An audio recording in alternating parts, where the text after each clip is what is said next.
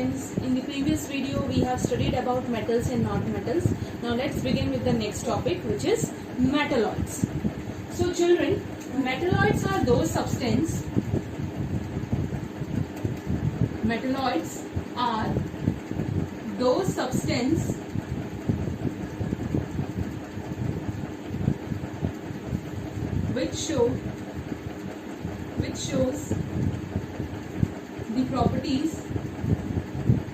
which shows the properties of both metals and non-metals. Okay, metalloids are those which show the properties of both metals and non-metals. Let us see some example. For example, boron, represented by B, it is a non-metal. Silicon, Si, which is a non-metal. Germanium, Ge, it is a non-metal. Arsenic, a non-metal. Antimony,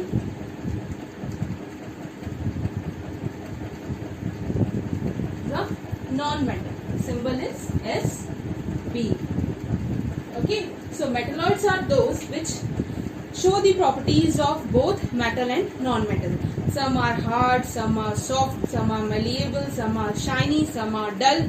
So these are those substances which show the characteristics of both metal and non-metals. That's why they are called as metalloids. And these are some general common examples of metalloids: boron, silicon, germanium, arsenic and antimony. These two you may frequently know about them. Silicon and germany, both are used as a semiconductor. Both are used in the semiconductor. Okay children, so now we have go through our main three topics, that are metal, non-metal and metalloids. Now we begin with the next topic, that the physical and chemical properties of metal and non-metal. You have to study in detail that what are the physical and chemical properties of metals and non-metals. So let's begin our topic with metal.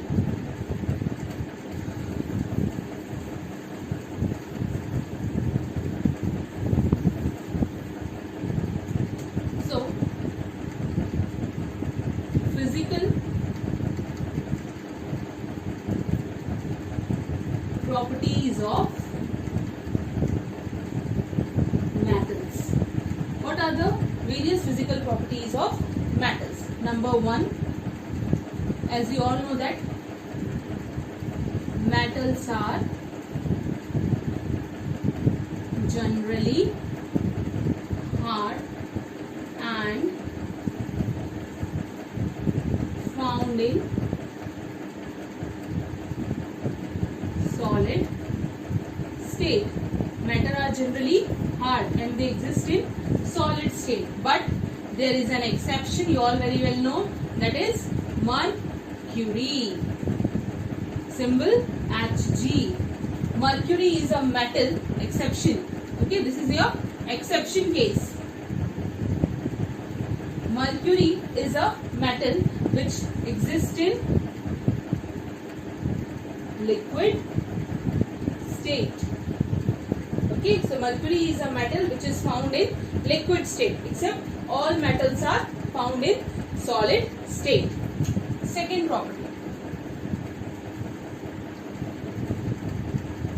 metals are malleable in nature.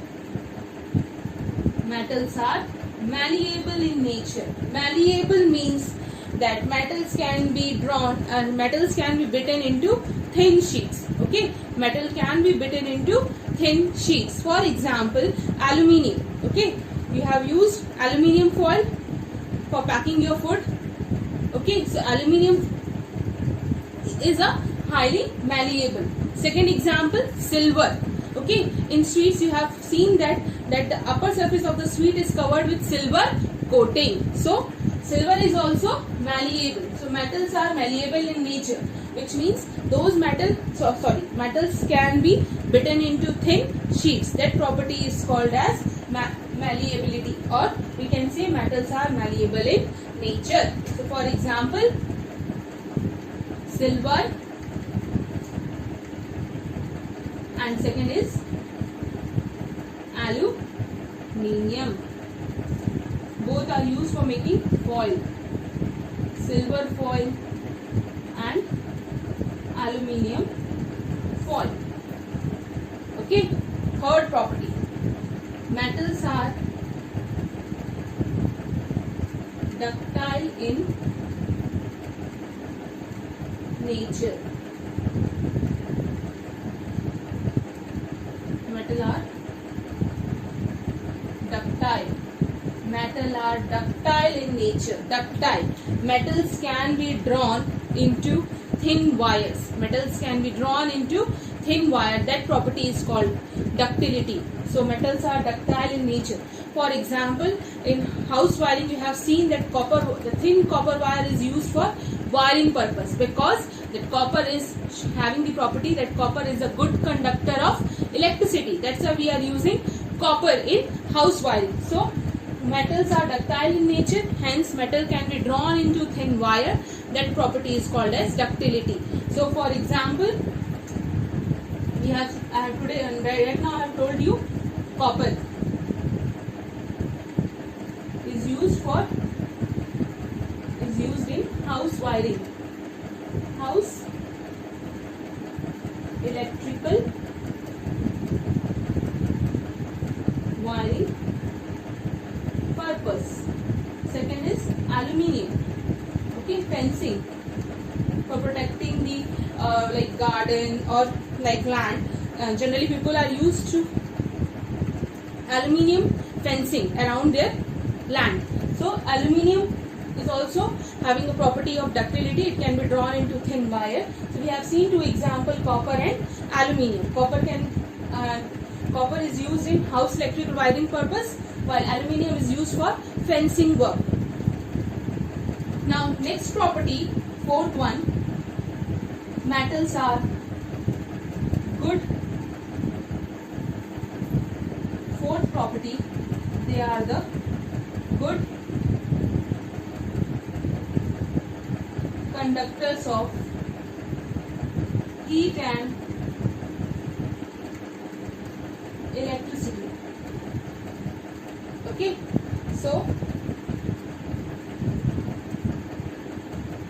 metals are good conductor of electricity. They can pass the charges as well as, or they can conduct the heat and electric charge from one place to other place, or one area to other area. That's why they are called as good conductor of heat and electricity.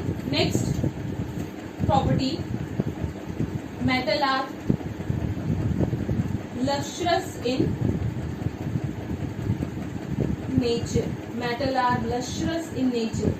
It means that they are having shiny appearance. The upper surface of the metals are very shiny, or they are having very shiny appearance. That's why metal are lustrous in nature. Like gold, silver, they all are very lustrous in nature. So metals are lustrous in nature.